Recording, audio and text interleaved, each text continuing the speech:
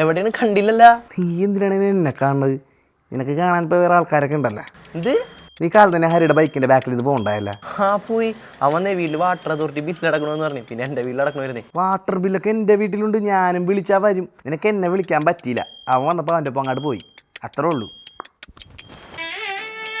വയ്യവനി വായിച്ചിട്ടുണ്ടല്ലോ.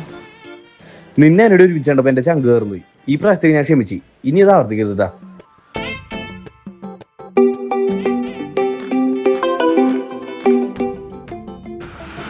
ഇവനൊക്കെ നിന്നെ വിളിക്കണ അറിഞ്ഞൂടാ. പിന്നെ എടുക്കാല്ലേ. സ്പീക്കറിലിട്.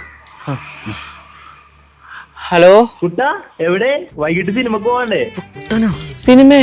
സിനിമ ഞാനില്ല. ഞാനില്ലാണ്ട് സിനിമക്കൊക്കെ പോറായല്ലേ നീ? ഞാൻ പറഞ്ഞിട്ടൊന്നുമില്ല. അവൻ ആള് മാറി വിളിച്ചായിരിക്കും. ഒരു കാര്യം ചെയ്യ്, അവൻ നമ്പർ ബ്ലോക്ക് ചെയ്തേക്ക്. അല്ലെങ്കിൽ അവൻ ഇനി വിളിക്കും കൂട്ടാന്നൊക്കെ പറഞ്ഞു. ബ്ലോക്ക് ചെയ്യണോ? Block. I think he's A ഗേ. അല്ല, അവനതല്ല. എടാ, നീ അറിഞ്ഞ കഴിഞ്ഞ ആഴ്ച ഉണ്ണിയുടെ എൻഗേജ്മെന്റ് ആയിരുന്നടാ. പിന്നെയൊക്കെ പെണ്ണ് കിട്ടിയ. നീ ഒരു പെണ്ണായിരുന്നു, നമുക്ക് കല്യാണം കഴിക്കായിരുന്നല്ലേ? എന്ത്? അല്ല, ഞാൻ പറഞ്ഞേന്. ഞാൻ വേണ്ട, അങ്ങനെ പറയണ്ട. താല്പര്യമില്ല.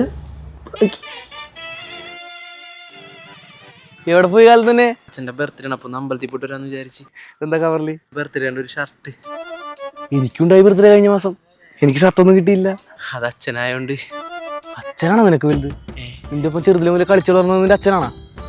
പറമ്പിൽ മാങ്ങ ഓടിച്ചെന്നത് നിന്റെ അച്ഛനാണോ? എടാ, ഷർട്ട് പറഞ്ഞേക്ക്. അച്ഛന് വേറെ ഷർട്ട് വാങ്ങിച്ചോ. ഇത് എനിക്ക് എന്റെ birthday gift. Happy birthday to you. അച്ഛനോട് പറഞ്ഞേക്ക്. ശരിയാണ്. Super super. താൻ എന്താണ് ഈ പറയണത്? എനിക്ക് മനസ്സിലാവണില്ല. അവൻ കാരണം എനിക്ക് ജീവിക്കാൻ പറ്റാത്ത അവസ്ഥയാണ് വക്കീലെ. പക്ഷെ എനിക്ക് ജീവിക്കണം. അതുകൊണ്ട് ഞാൻ അവനോട് ഒഴിവാക്കി. ഒഴിവാക്കി എന്ന് പറയുമ്പോ വക്കീല് കേസ് വാദിക്കണം, ജാമ്യം എടുത്തു തരണം.